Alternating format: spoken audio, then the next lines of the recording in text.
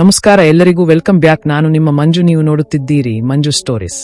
ಪಂದ್ಯ ಗೆಲ್ಲಿಸಿ man of the match ಆಗಿ ಅತ್ತರು ಡಿಕಾಕ್ ಬಳಿಕ ಪ್ರಶಸ್ತಿ ನೀಡಿ ಹೇಳಿದ್ದನ್ನು ಕೇಳಿ ನೀವು ಸೆಲ್ಯೂಟ್ ಮಾಡ್ತೀರಾ?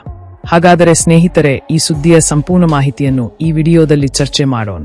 ಅದಕ್ಕಿಂತ ಮುಂಚೆ ನೀವು ಇನ್ನೂ ನಮ್ಮ ಚಾನೆಲ್ ಅನ್ನು ಸಬ್ಸ್ಕ್ರೈಬ್ ಮಾಡಿಲ್ಲ ಅಂದ್ರೆ ಈ ಕೂಡಲೇ ಸಬ್ಸ್ಕ್ರೈಬ್ ಮಾಡಿ. ಇನ್ನು ತಡ ಮಾಡದೆ ವಿಡಿಯೋ ಸ್ಟಾರ್ಟ್ ಮಾಡೋಣ ಬನ್ನಿ.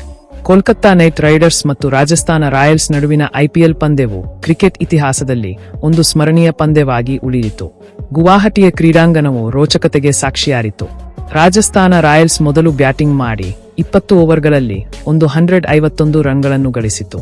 ಕೋಲ್ಕತ್ತಾ ನೈಟ್ ರೈಡರ್ಸ್ ಗುರಿಯನ್ನು ಬೆನ್ನಟ್ಟುವಾಗ ಕ್ವಿಂಟನ್ ಡಿಕಾಕ್ ಅದ್ಭುತ ಆಟ ಪ್ರದರ್ಶಿಸಿದರು. ಮೊರಿನ್ ಅಲಿ, ರಘುವಂಶಿ ಮತ್ತು ಅಜಿಂಕ್ ಜೊತೆಗೂಡಿ ಡಿಕಾಕ್ ರಾಜಸ್ಥಾನದ ಬೌಲರ್ಗಳನ್ನು ದಂಡಿಸಿದರು. ಡಿಕಾಕ್ ಕೇವಲ 61 ಎಸೆತಗಳಲ್ಲಿ 97 ರನ್ಗಳನ್ನು ಗಳಿಸಿ ತಂಡವನ್ನು ಗೆಲುವಿನ ದಡ ಸೇರಿಸಿದರು. ಕೋಲ್ಕತ್ತಾ ನೈಟ್ ರೈಡರ್ಸ್ 18 ಓವರ್ಗಳಲ್ಲಿ 8 ವಿಕೆಟ್ಗಳಿಂದ ಭರ್ಜರಿ ಜಯ ಸಾಧಿಸಿತು. ಪಂದ್ಯ ಮುಗಿದ ನಂತರ ಡಿಕಾಕ್ ಅವರಿಗೆ ಪಂದ್ಯಶ್ರೇಷ್ಠ ಪ್ರಶಸ್ತಿ ನೀಡಲಾಯಿತು. ಎಲ್ಲರೂ ಆಶ್ಚರ್ಯಚಕಿತರಾಗುವಂತೆ ಡಿಕಾಕ್ ತಮ್ಮ ಪ್ರಶಸ್ತಿಯನ್ನು ರಿಂಕು ಸಿಂಗ್ಗೆ ನೀಡಿದರು. ನಾನು ರಿಂಕು ಸಿಂಗ್ ಅವರ ದೊಡ್ಡ ಅಭಿಮಾನಿ. ಅವರು ಅದ್ಭುತ ಆಟಗಾರ.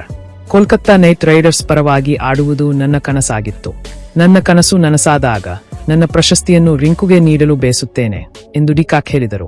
ಡಿಕಾಕ್ ಅವರ ಈ ನಡವಳಿಕೆ ಕ್ರಿಕೆಟ್ ಜಗತ್ತಿನಲ್ಲಿ ಸಂಚಲನ ಮೂಡಿಸಿತು. ಕೋಟ್ಯಂತರ ಕ್ರಿಕೆಟ್ ಅಭಿಮಾನಿಗಳು ಡಿಕಾಕ್ ಅವರ ಕ್ರೀಡಾ ಮನೋಭಾವವನ್ನು ಶ್ಲಾಘಿಸಿದರು. ಈ ಪಂದ್ಯವು ಕೋಲ್ಕತ್ತಾ ನೈಟ್ ರೈಡರ್ಸ್ ತಂಡದ ಆತ್ಮವಿಶ್ವಾಸವನ್ನು ಹೆಚ್ಚಿಸಿತು.